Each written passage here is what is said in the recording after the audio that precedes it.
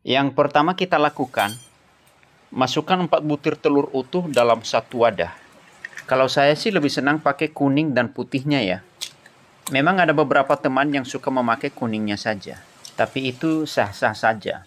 Tambahkan gula pasir 500 gram. Berikan ragi 1 sendok teh.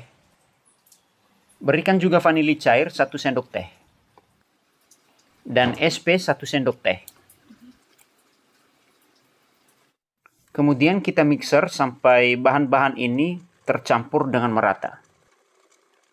Eps, maaf ya, hampir lupa, kita stop dulu. Berikan bread improver 1/4 sendok teh dan berikan susu kental manis 6 sendok makan. Dan kita mixer kembali.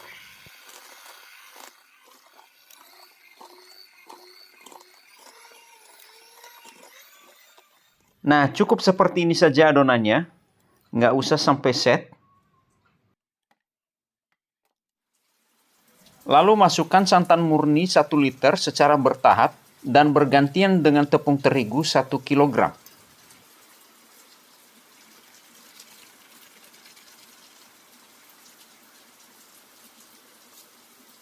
Dan kita mixer lagi.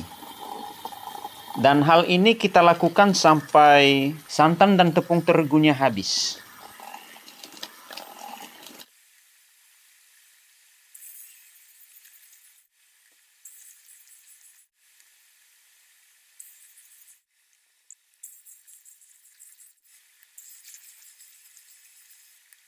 Lalu masukkan margarin yang sudah dilelehkan 250 gram.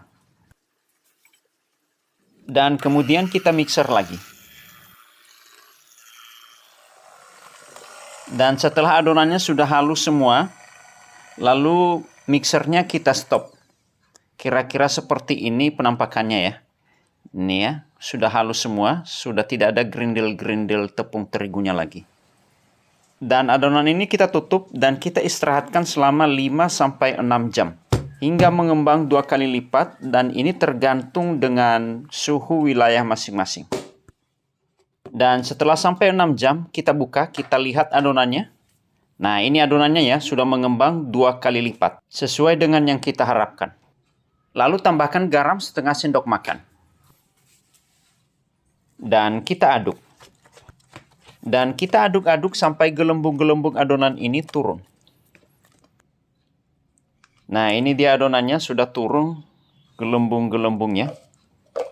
Dan sudah siap untuk kita panggang. Kemudian kita masukkan ke dalam wadah kecil supaya mudah untuk kita cetak ya, atau kita panggang.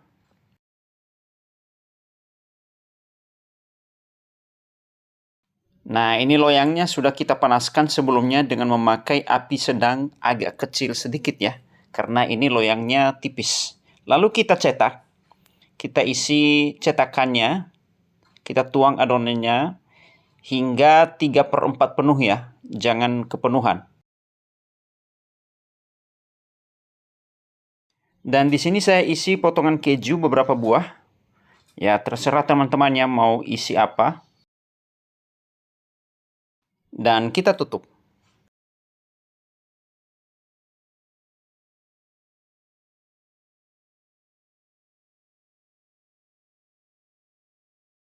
Setelah kelihatan pukisnya sudah mengembang dan bagian atasnya sudah mengering, pertanda sudah matang. Dan kita akan buka ya.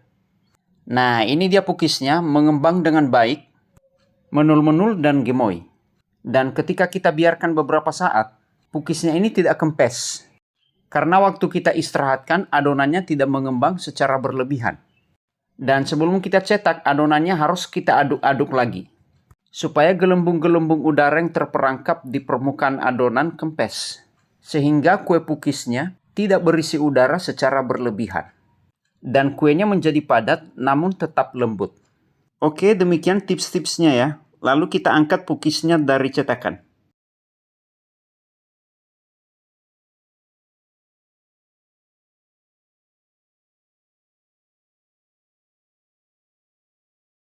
Dan kita cetak lagi sampai adonannya habis.